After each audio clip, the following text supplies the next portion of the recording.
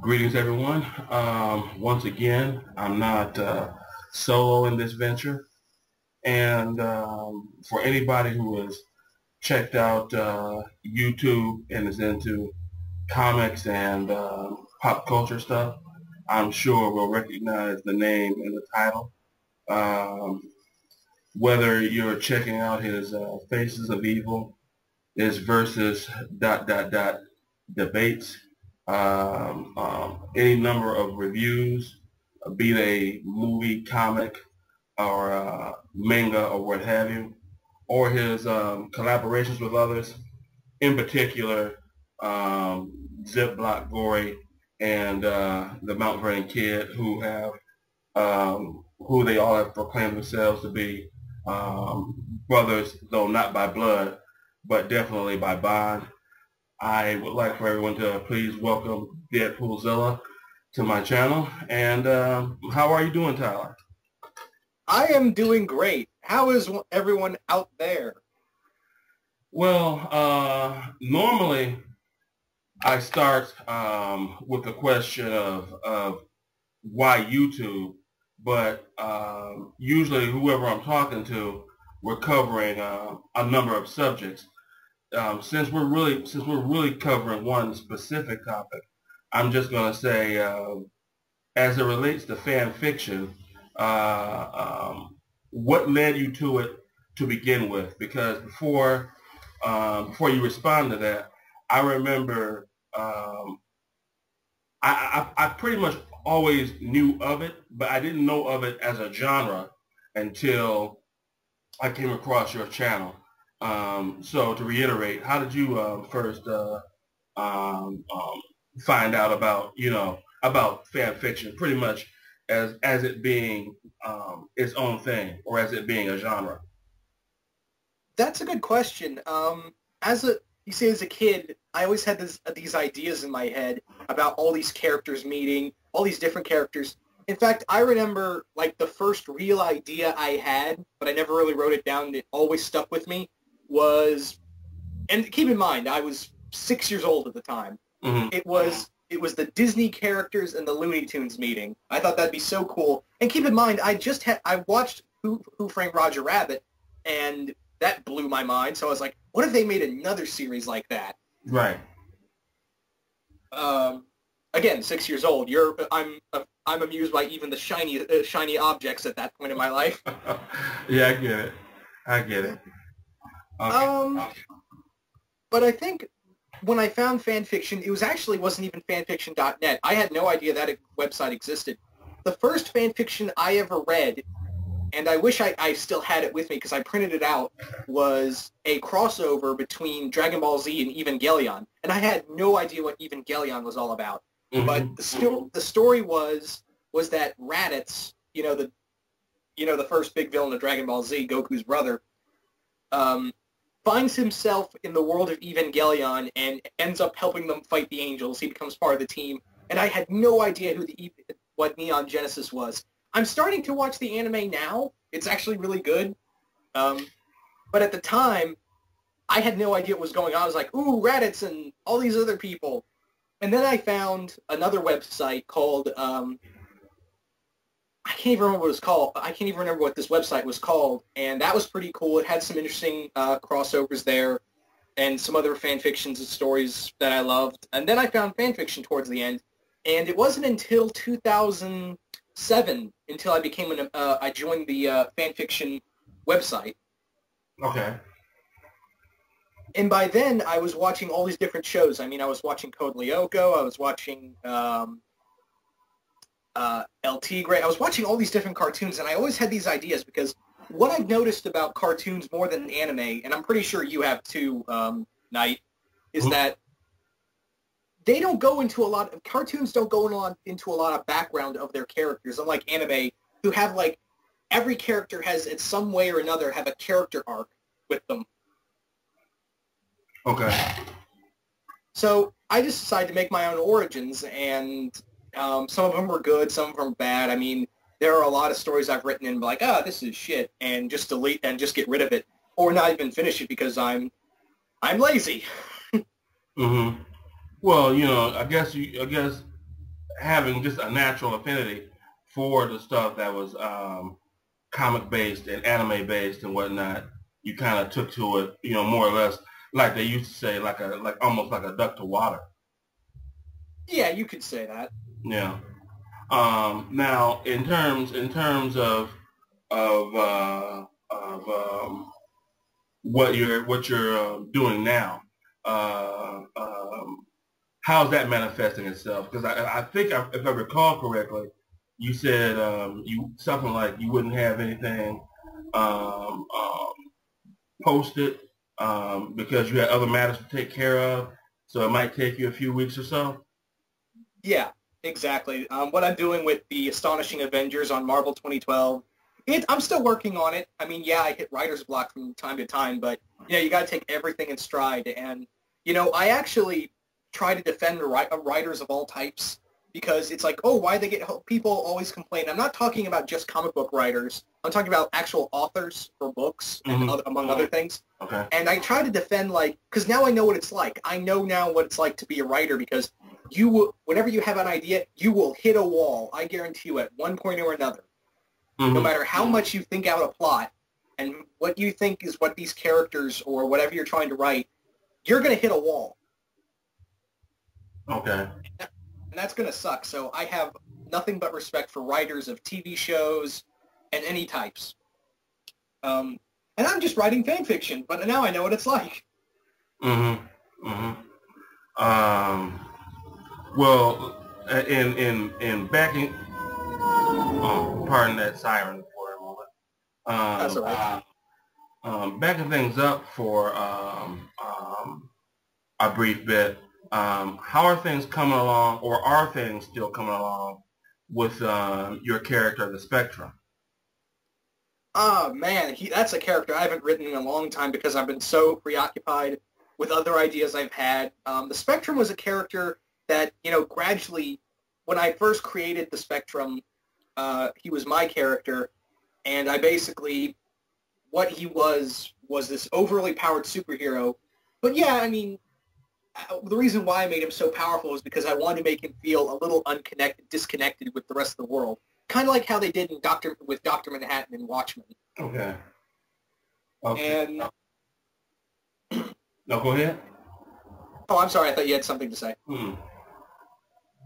But through that, I mean, I made gradually the Spectrum this hero who wanted to do good, but the more he's the most powerful being in his world, and people don't trust him. Even some of the superheroes that, I mean, granted, are based off of my other friends have been like, you're too dangerous you're too powerful for your own good. And the last time I wrote a Spectrum story was that the city he protects, I made up the city called Sunset City. He turned the entire city into a floating fortress. Yeah, that sounds a little intense there. Yeah. He made it into a floating city, kind of like a utopia, and he basically got tired of everyone, and now he's like public. He was treated as public enemy number one because technically he stole an entire city, even though the citizens were all for the Spectrum's idea. But he basically wanted to make this he wanted to make his own country and his own rules. I mean, he still tries to protect the world, but his big option was, if I can't protect the world, I can just at least lead a small part of it, Yeah. When you first started saying what you were saying, I was thinking a little bit of irredeemable until you added the other stuff you were saying near the end of that, which sounded more like how you were linking it up to something like Dr. Manhattan. Yeah. I mean, I wasn't trying to make the Spectrum a villain, but just someone who was just so powerful. It's become like saving humanity has become minute for him. Yeah. Well, what was his power set? His power set was, I never really gave him a power set because I wanted to make him powerful enough to I guess you could say pre-Crisis Superman power level. Okay. Yeah, I think if I remember correctly, that was the Superman that could push Earth physically. Yeah. Yeah. So yeah, I get what you're saying. But was it strictly a physical thing, or was there anything like, I don't know, power bolts or anything like that? Captain Atom like type stuff. He was capable of energy blasts. He was capable of making force fields. And he was also capable, I gave him an ability that he evolved by himself. He was able to make people combust, like instantaneously combust with just the thought of his mind. Wow. Yeah, I can kind of see why he would he would have to be sort of like public enemy number one. Yeah. Even against his wanting to, do the right thing. Yeah. I mean, a lot of the characters other fellow superheroes I created were based off of all my friends on YouTube. A majority of them, like I took Chris's character, Shadow Slinger, and I redid him because I didn't feel like I had the liberty to put his character 100% in there. So I asked Chris Mount Vernon Kid's permission to use his character in my stories, and he said that was okay. But I used a different version of him in there. Okay. And then I had another character that was based off of Ziploc Gory called the Deacon, who was basically, he was kind of like a fusion of Dr. Fate and Spawn. Okay. That sounds really interesting. Did you have anything sketched out, or was it strictly written word? It was strictly written word. God, as I always say, God blessed me with a brilliant mind, but he didn't exactly throw in the artistic hands.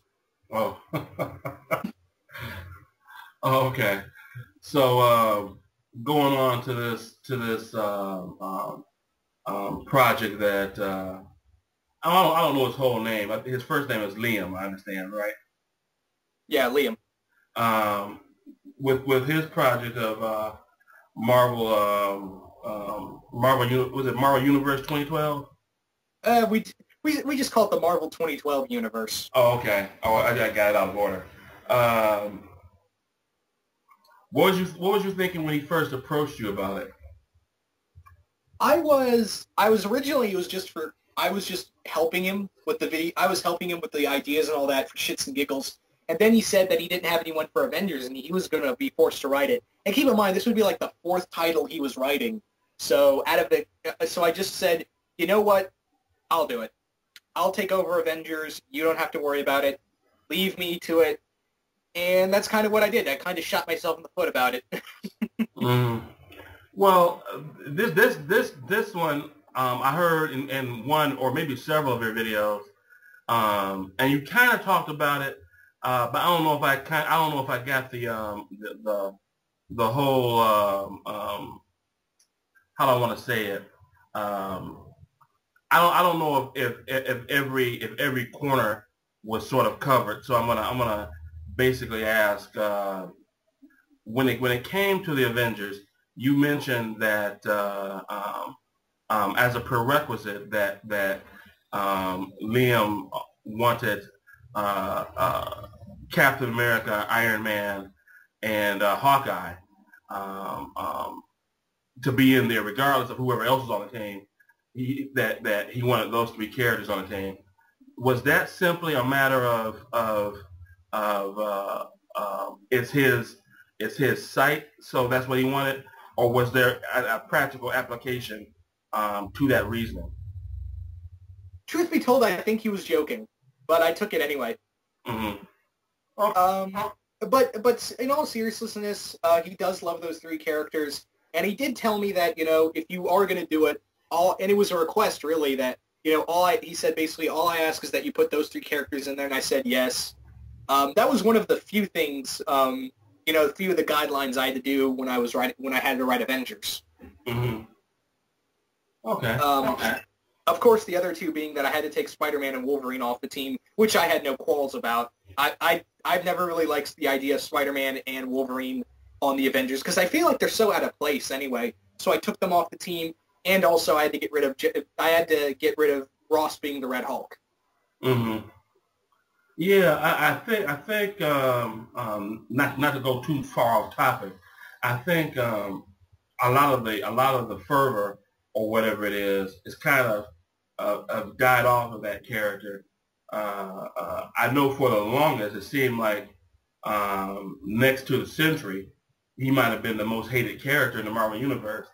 But it seems like a lot of that has sort of dwindled down. He's not exactly the most loved character, but do you get what I'm saying, or do you think I'm off on that? I know I understand. In fact, I don't at this point because there was a time period when I did hate. Now I have much respect for Loeb, but I despise his Hulk run. Mm-hmm.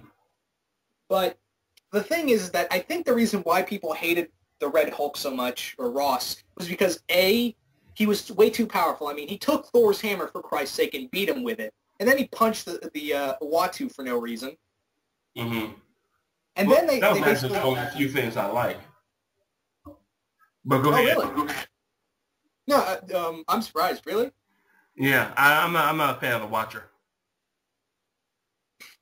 Okay. That's one of the few. Like, I know the Watcher isn't like everyone's #1 character, but everyone like knows who it is. I'm surprised everyone did. I'm curious. Did you laugh at that scene? I don't think I did an out loud chuckle, but I'm pretty sure there was a smile on my face. All right. I mean, I was just curious, man. But Mm-hmm. getting back to it, I think the other reason why people didn't like Red Hulk was because it took us 24 issues to know who this guy was. Mm-hmm. And when we did find out that it was Ross, and it had the most bullshit explanation for it, that's what I think was the breaking point. But now that I think Jeff Parker's taken over and doing the Red Hulk stuff and making I haven't been reading the Red Hulk stuff from Jeff Parker, but what I understand, it's really good. Mm-hmm. And what Bendis is doing of making him not making Ross the Red Hulk and putting him on his Avengers team, it's all right. But for some reason, Liam just doesn't like the idea of Red Hulk. And I can understand why, but I don't mind at this point. But hey, if he said it, I'm gonna do it. Okay. Have you yourself read or at least skimmed any of the stories that have already shown up on the site? And if so, what have you thought of them? I did read the Spider-Man Hawkeye one shot, and I did read the first 2 issues of. I did read the first issue of Shattered Alliance, Liam's story about, which is basically X-Men and Avengers, but in a totally different way of what I assume Marvel's going to do with it. But I did read also Mount Vernon Kid's first 2 issues of Iron Man and Luke Cage and Iron Fist. Mm-hmm. And those were really good. I'm just, really afraid of what people are going to think of my work. Because I think that's every writer's secret fears, that you're going to get persecuted if you do something wrong, especially if you're writing comics. Yeah. Well, and in particular, if you're writing what happens to be somebody's favorite character. Yeah. Don't get character X wrong. There's going to be trouble if character X doesn't say what he's supposed to say and how he's supposed to say it. That kind of stuff. Well, with my team of Avengers, I use, outside of Captain America, Iron Man, and Hawkeye, I used some characters that are like known to the comic book community, but don't have a big fan base. Mm-hmm. At least in a lot of people's eyes. I wanted to use an Avengers team that people like. This would be an Avengers team that we write on call. Like when you need them, they're right there. But not like with Wolverine and Spider-Man. Like, why the hell are you here? Shouldn't you guys be with the X-Men or hanging out? I'm pretty sure New York needs your help, Spidey. Mm-hmm. Yeah. Well, I tell you, I'm probably in the minority on this, but I've always been the kind of guy that I always thought that teams really shouldn't have characters that much that had their own comics, because to me that was too much continuity, to keep in check.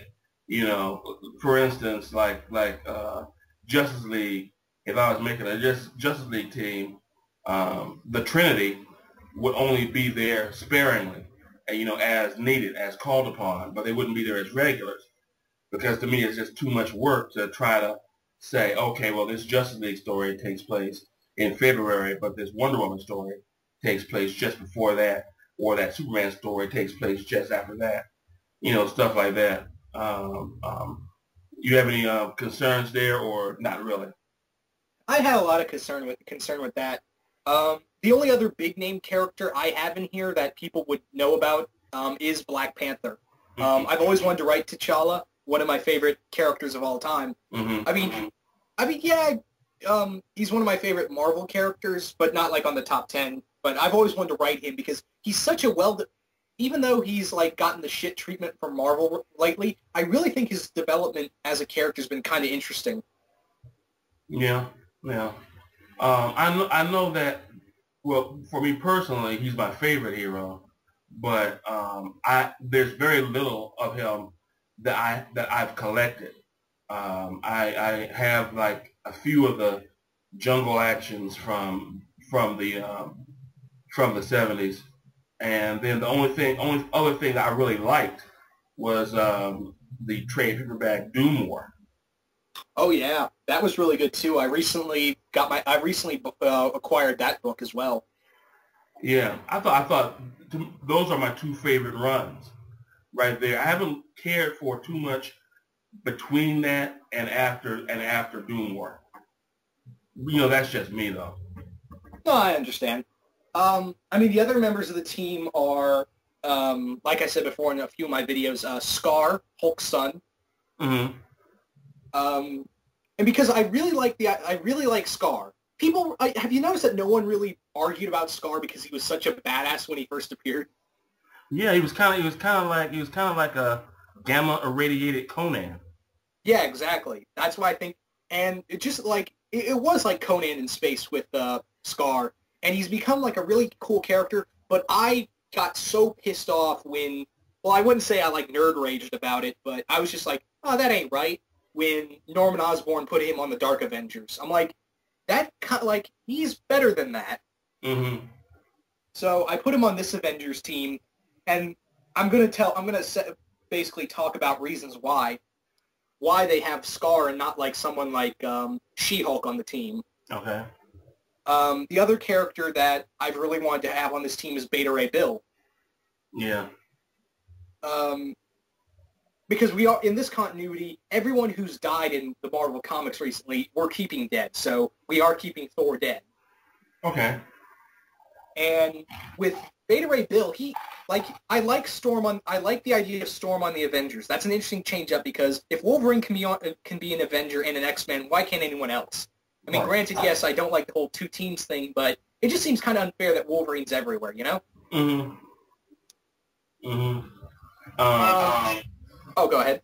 No, I just want to ask you, as far as Beta Ray goes, because I used to have that issue where he debuted, and because that's one of my favorite covers of all time, that Walt Simonson had drawn. Oh yeah, that's a really good cover. Yeah, but could you go more into depth as to your reasoning for putting him on the team? Absolutely. Beta Ray, in my opinion, is the perfect replacement for Thor. Mm-hmm. I figured someone who can match Thor in strength and as well as his will and what Thor stood for would be no better than his own Oath brother. And I felt like Beta Ray would come back because during the whole thing of Fear itself, he was in space with this team called the Annihilators. Okay, I saw this book. I never did get it though. All right. But basically, Beta Ray Bill comes back to Earth and joins the Avengers to honor his brothers, his Oath brothers. Now, they're not brothers by bond. They're basically like me. It's kind of like how you could view me, Mount Vernon, and Ziblatt Gories, not in blood but by bond. That's what Thor and Beta Ray's brotherhood was. Mm-hmm. So he's basically comes back to Earth and asks the Avengers if he can join them and honor his Oath brothers' memory because he's guilty. He feels a lot of guilt because he wasn't there. He felt like he wasn't there to help his brother in his time of need. Okay, okay, yeah, that's a real good angle to put him in. Because I do recall Thor and Beta Ray being sort of tight. So I get that. I get that. Were there any characters that you hadn't mentioned, or are there characters that you can't mention because you don't want to let all the cats out of the bag? Well, I'm not going to talk. I will talk a bit about. I will be open to talk about some stories, but the characters I'm always open to talk about. I am going to put Eric O'Grady, the new Ant-Man, on the team. Mm-hmm. And I know a lot of people are like on the fence about, Eric O'Grady, the third Ant-Man, right? Okay, he's the real snotty, sarcastic one, right? Yeah. Mm-hmm. But he's really been kind of cool in Secret Avengers because he's developed, especially when I was reading the Dark Reign Thunderbolts during the whole Dark Reign thing, and he was on the Thunderbolts team. Mm-hmm. And he was this snotty, perverted character, but he kind of gradually became like, not really like from a douchebag to a hero. He actually helped the Avengers stop Norman from getting Odin's spear during Siege. Okay. And then Steve put him on the Secret Avengers, and I read through that, the Ed Brubaker run, and he was pretty cool in there. So I figured, like, the whole idea is that I feel like the Avengers need someone who represents the core of the original team, you know? Mm-hmm. You mean just visually? In some aspects, yes. Mm-hmm. Okay. And I mean, I would put Hank Pym on the team, but I feel like him being a mentor is really good to his character on the Avengers Academy. So I didn't want to use Hank. Scott Lang is unfortunately dead. Mm-hmm. And Stature is a character. You see, this is a problem I have with. I really don't like it when you have kids on an adult team. Mm-hmm. A team of adults, because one, it feels like they're the outsider, and two, it feels like the adult teams go into more dangerous situations. I mean, yeah, you could argue that with Marv Wolfman and George Perez's run in Teen Titans. Okay. But they even fought hell itself, and I'm like, yeah, but those guys were really experienced. With the Young Avengers, they're still training. All the members on Teen Titans were all experienced heroes up to that point. Okay. Yeah, that makes sense. So I didn't want to put Stature on the team because again, I didn't want to do the whole two teams thing.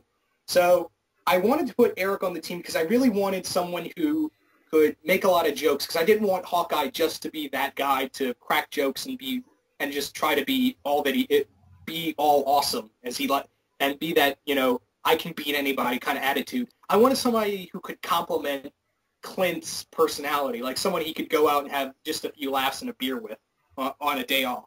Okay.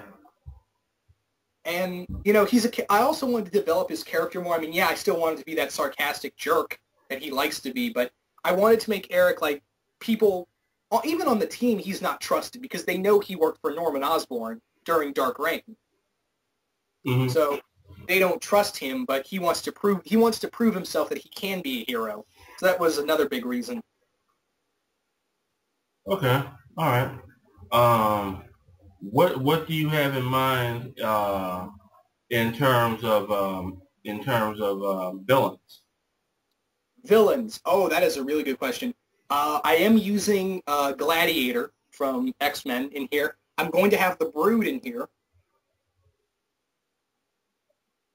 So to address Gladiator, then I take it from your response that you either consider, or if you don't consider, you're going to for your run in your Avengers, you're going to make him a villain. Not necessarily. I am going to make Gladiator, as he's always been, always for the Shi'ar Empire, and he's always considered himself better than humans in some aspects. Mm-hmm. And there's going to be a story where he's going to pick the Shi'ar people over Earth, and he's basically like, I'm going to do whatever I can for my planet and for the galaxy, and if I have to destroy more than half your planet, then so be it. Not really a villain per se, but I guess you could say antagonist. Okay.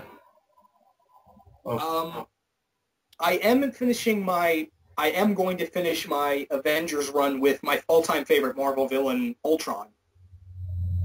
Yeah, yeah, yeah. Ultron definitely is one of the key Avenger villains. I think him and Kang are almost neck and neck. Yeah. Um, I think. Did you want to hear any more of the team members? Because I really wanted to. There are a few that people were surprised about when I announced it. Oh, by all means, go ahead. I'm putting Songbird on the team. Now that's someone that I actually hope actually does make it into the Avengers. Yeah. Because one of my favorite Avenger stories was Avengers Forever, and I usually don't like time travel, interdimensional type stories, but I thought that Avengers Forever was exceptional, and the fact that she potentially could be on a future Avengers team, I think it's great. Yeah, that's always been my thought as well. And even in recent comics, during the aftermath of Siege, Steve even says, if you want to join us, join the Avengers, that's fine by me. You prove to me that you can be an Avenger. Mm-hmm. So that's someone. I am going to have Firestar in here. Okay, that's a name I haven't heard in a while. Firestar is another character. Because she's always been fun. I've always loved her character since, even when I was watching old reruns when I was a kid of Spider-Man and His Amazing Friends. That was the first time I was ever introduced to her as a character. Mm-hmm. So I thought I really wanted to do something with her.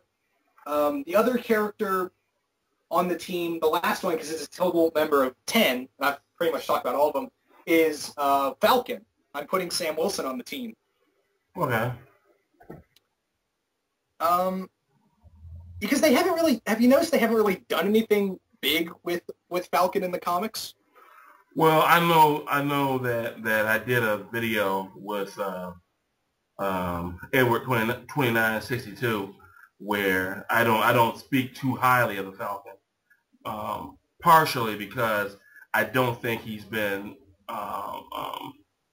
handled that well. Basically him being essentially a grown-up Robin from the TV show. And I think there's room to actually do some pretty decent stuff with him. Even without Captain America. So anything that can be done positively with him, I'm all for. Yeah. So how do you plan to, without giving away too much, work him into the team? He's going to be one of the first characters that Steve goes to ask him to join the team. Uh-huh. And, it's funny, I was originally going to put on my Avengers team, I was actually going to have one of the Inhumans instead of Falcon. Yeah. Yeah. I was going to have, believe it or not, Karnak from the Inhumans on before I thought of Falcon. Okay. But the reason why I picked Sam over Karnak was inevitably because Falcon has that, he's better known among other team members. I mean, again, I think the only outsider I really need are Ant-Man and Scar. They're basically going to be like the out ones. And even Beta Ray Bill and Songbird are going to feel like, why are we here? Steve, Captain America asked us to be here, and some of us, and in Beta's case, it's going to be out of guilt for Thor feel like he couldn't save Thor, but with, Songbird and Scar and Ant-Man, it's going to be like, we're on this team, but can the public, trust us? Mm-hmm. Well, I imagine that by the time your run is over, that question will be probably answered somewhat emphatically. I know just being a standard Avengers fan from time to time, that the Avengers seem to be the team in Marvel, with the possible exception of the Fantastic Four, as probably being the team that the civilians of the 616 universe most trust. And I think the Fantastic Four would only have the edge just because of how long those same four members, with exceptions here and there, how long those same four members have been, on that team. Whereas the Avengers, I think when you have um, um, Captain America, Iron Man, and Thor, pretty much regardless of whoever else joins the team, they're pretty much trusted. It's sort of like trust by proxy, because people that would just know the Vision or just know the Scarlet Witch, if they were the main two people, the Avengers probably wouldn't be trusted because you got a mutant and you got a synthezoid, or as far as they're concerned, a robot. So Yeah. but the Avengers, I think the Avengers is probably one of the if not the number one, definitely the number two team in terms of civilians trusting them. And I would get the feeling that unless you're doing something that's story wise, it's just coming out of left field. I would imagine that if nothing else, the trust factor, while it might be strained a bit, it's still going to stay there. At least that's my guess. Yeah, exactly. hmm So does that round out your charter for the characters, or is there anybody else that you haven't talked about yet? Well, the only other character in terms of villain that I do want to use so far, because I've so far written a total of 10 issues, even though my run's going to be 25 issues long. I've only written 10 so far, scripts, and I mean ideas, the plot lines. And the only other villain I can talk about I'm going to be using in a two-part story involving Songbird and Firestar is the Purple Man. Okay, that's the guy that can sort of hypnotically control you, right? Yeah. Okay. But yeah, that's the only real villain. The other two stories I'm working on for Marvel 2012 site is a 7-part miniseries called Silver Surfer Year One. Mm-hmm. And that one's and I talked about it a little, was what it is basically Silver Surfer's first year of working for Galactus. Okay, so this won't be if I'm hearing what you're saying as if I'm understanding that as being the start, that it's not gonna be Norrin Rad and what leads him into being the Silver Surfer then. Yeah, it's not. It takes place a whole year of his first year of serving Galactus, and bringing in a villain I created for the story, Galactus's first herald, Tryon. Mm-hmm. Oh, did you say that was a character you created? Yeah, that's a villain I created, which is going to be the first villain I created for the Marvel 2012 site. This is my first original villain. Uh-huh. And did you say that I understand you say, or did you not say that he was technically going to be the first herald? Yeah, he is going to be I'm writing it like, we all know, like, there is a thing that before Norrin Rad became Surfer, there were a bunch of other heralds before Galactus, before Surfer, and they all served Galactus at one point or another. They either betrayed him or they died. Mm-hmm. But no one ever talks about the very first herald, and this is going to be the story that follows the first herald as the villain. And there's going to be another villain that I'm not going to reveal, but he is part of the Marvel Universe, and he's one of Surfer's biggest villains now. Okay. I have an idea, but I'm gonna when we conclude our discussion, I'll ask you off camera, so to speak. All right, I'll be happy to tell you as long as you keep your mouth shut about it. No problem. No problem. But anyway, as you were saying with the Surfer. Yeah, this is because no one's ever really tackled Surfer. I mean, we all know the whole idea of, Surfer and Galactus come to Earth, and Surfer, he changes sides and helps fight Galactus. No one ever talks about, Surfer's first time, Surfer's, his time as serving Galactus. No one ever talks about it. And we don't even know how long his servitude was. Mm-hmm. So I wanted to tackle that. And this is more like when Surfer is still learning to control his powers. He may be the Herald of Galactus, but he's still learning to, use the power cosmic. Okay.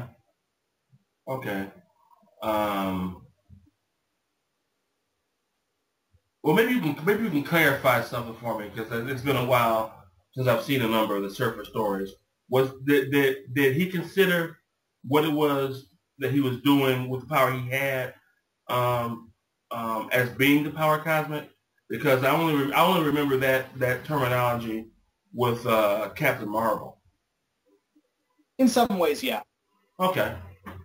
The other thing is that I didn't want to make Galactus this big, overpowered jerk. Like some of the times when you see a Silver Surfer comic, and it has flashbacks to when he was serving Galactus, Galactus like, shut up and follow my orders, Surfer.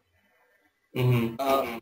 In this one, I wanted to have it like, I wanted to have Surfer and Galactus's relationship as master and servant, kind of like, since it's Surfer's first year is, learning from the power cosmic, is basically kind of like Obi-Wan and Luke Skywalker as master and servant, that type deal.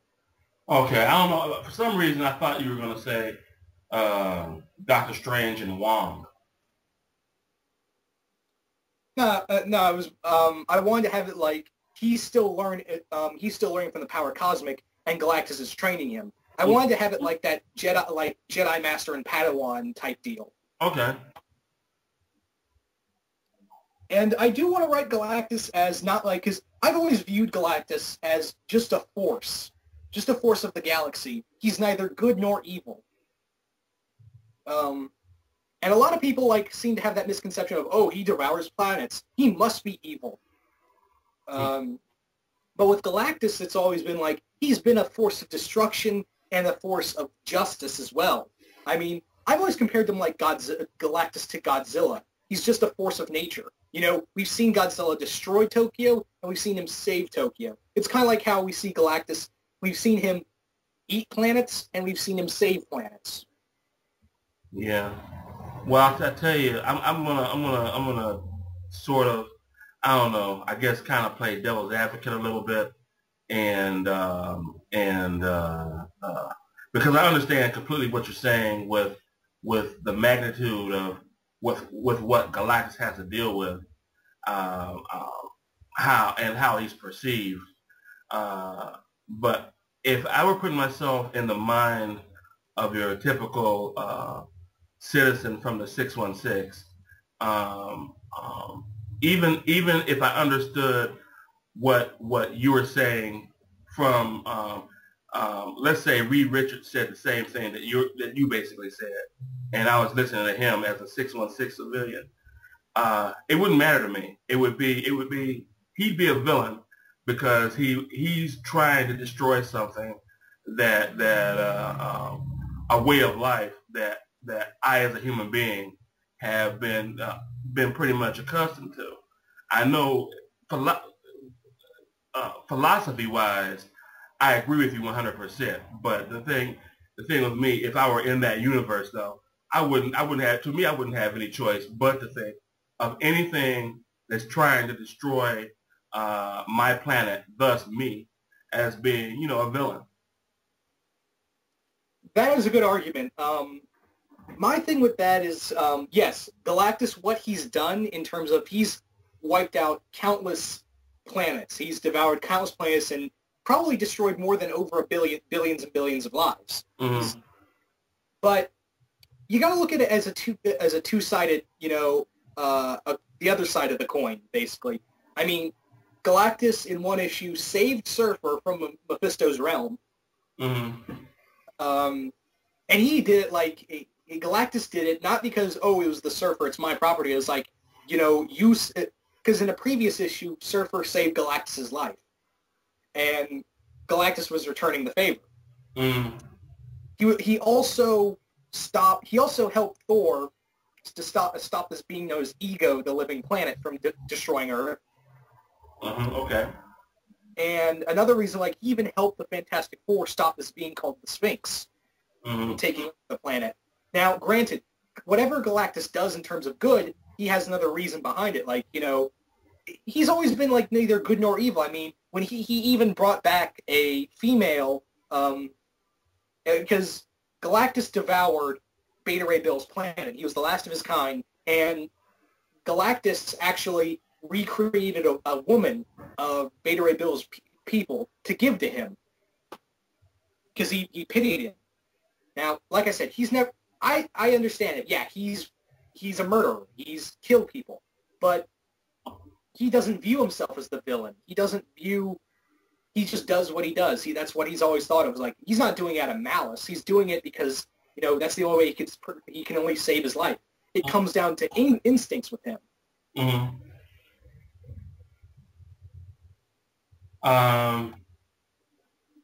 Now I don't know if I misheard you or not, but was there?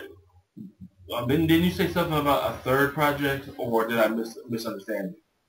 No, third project. And I guess I can announce it now that after Avengers and once I've completed Silver Surfer Year 1, I'm going to be writing Excalibur.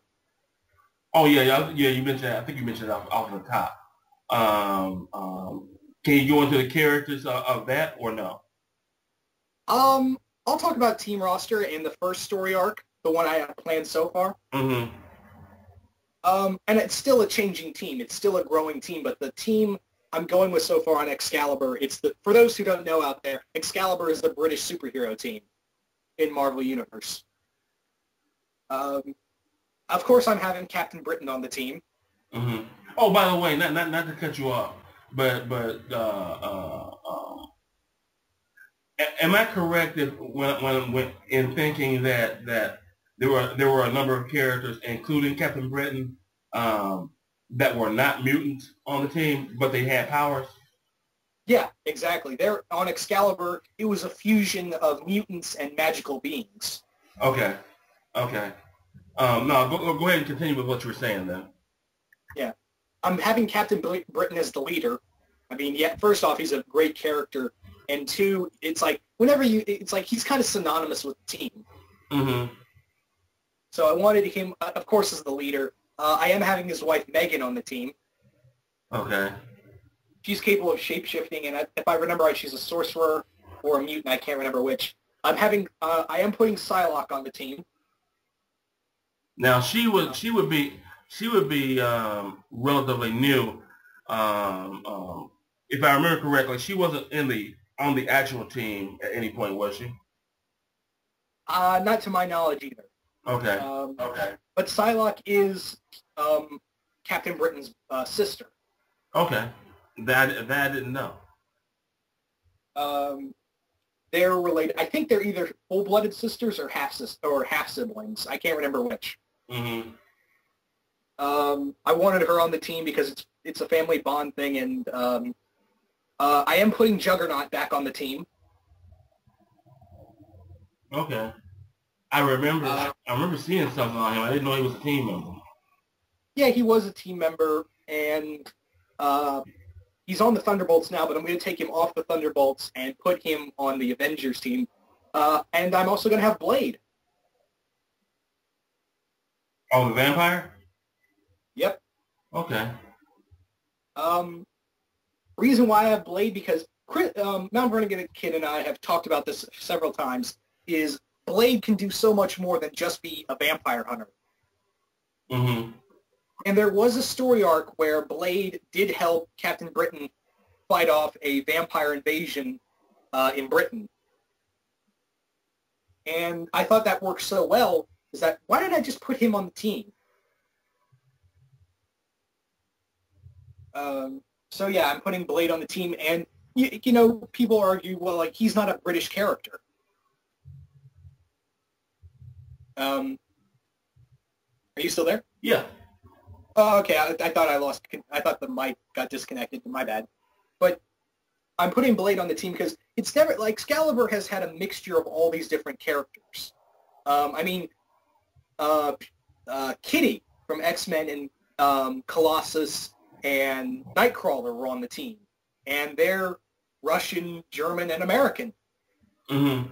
They're not from British citizenship, but they were on that team to help out. So I figured, Blade isn't British, but hey, he works on the team. Same with Juggernaut.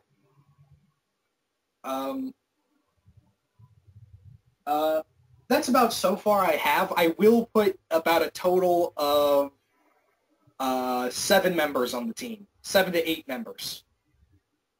Yeah, yeah.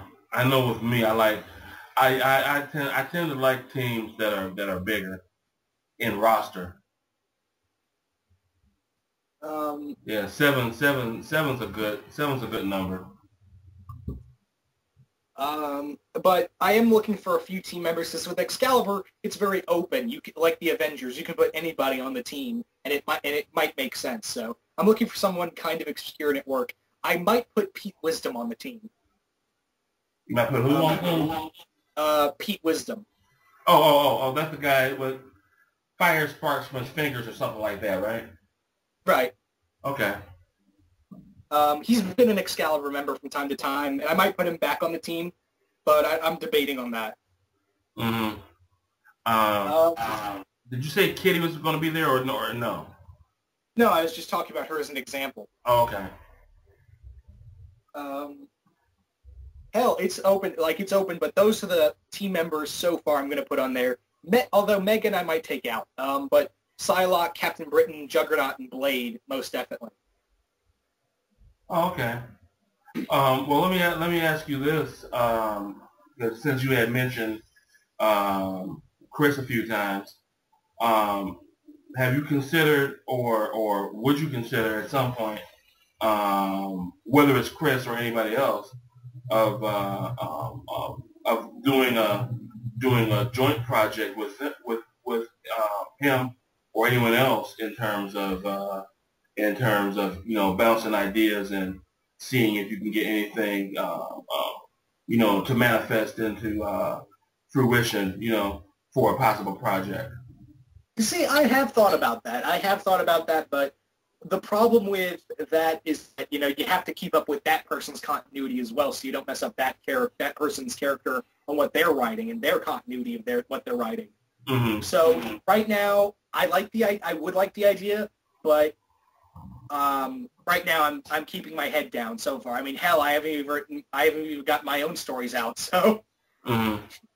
Let's cross that bridge when we come to it. Yeah. Okay. Okay. Well, just as an aside, I know I haven't seen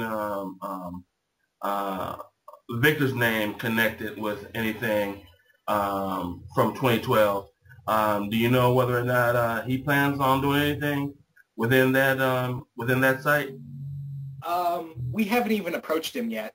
I mean, me and Liam have talked about if he'd be interested, but but Victor's been so busy, I don't even want to, bother him with something like this. In fact, Liam and I, when I first approached Chris and talked about it, he was on the fence about it until he was like, "I'll do it." Okay. But yeah, is it cool if I leak the plot for the first story arc of Excalibur? Oh, sure. Whatever you like. Okay, so for the first story arc of my Excalibur run is going to be the base that Captain Britain works for, MI-13. Their entire HQ has been blown up. Someone has managed to blow up MI-13 HQ. Okay. And one of the villains, there's going to be a big villain, but the villain that I'm going to be using in here is the Chameleon. Okay. He's going to be a part of it, but there's going to be someone bigger on work pulling the strings. So yeah, that's a plot. That's the general plot, right? The basis for the plot right there. All right. I don't have an actual guess as to who uh, that mystery person is, but would you like me to tell you who I think? Not guess who you're talking about, but who I think would work in conjunction with the chameleon. Yeah, go ahead. Well, since chameleon is a perfect um, um, master of disguise, I think someone that can sort of uh, not copy him, but sort of echo what it is that he does is Mysterio. Because to have someone that's a master of disguise and then having someone else that's backing him that's a master of illusion, I don't know. It seems like something that um, could really thwart a lot of do-gooders. Just my perspective. That's a good point, but no. Sadly, Mysterio's not going to be part of it. He might be another. I might throw him in there. In the Excalibur run or Avengers run, I haven't decided because I really want to write Mysterio as a villain. Mm-hmm. But the guy that Chameleon's working for, think bigger name. Think bigger name with a lot more ties to a certain Marvel flagship hero. Oh well, that the thought the I don't even have an inkling because when you said flagship, I was just waiting for you to say team instead of hero. So yeah, I may think about I may think about it after the fact, but as of right now, I don't have even the slightest clue. I'll give you another hint. He's got a lot. He likes red. Mm. Okay, I'm thinking of two characters, and one of them I can't picture them having. Well. Let me think. I can sort of picture one having kind of a rogues gallery that could lend itself to something deeper. But the other character I'm thinking of, uh, I can't even picture them with even a skeleton crew rogues gallery. So yeah, that's a thinker. Yeah. For anyone out there, who do you think it is? Remember, enemy to a Marvel flagship character, and he likes the color red. Oh, likes the color red. Yeah. Okay. Huh. In fact, you could go as far as to say as he's painted red. Oh, okay. Okay. Well, sometimes I miss the obvious kind of the cutting off the nose to spite one's face kind of thing. Um, but let's see. We at okay. We're at about 4:20. Was there anything else that you wanted to address that we haven't touched on?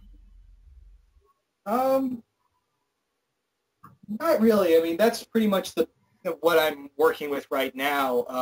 Do you have any more questions for me? No. I'll just ask you to hold on, and I'll give you my guess to that thing we were talking about a little bit ago, and go ahead and let you go. But anyway, for those of you who will be listening to this, this has been PM Night 12 at DeadpoolZilla, and what can I say? But until next time, night out. Later. All right. Well, thank you.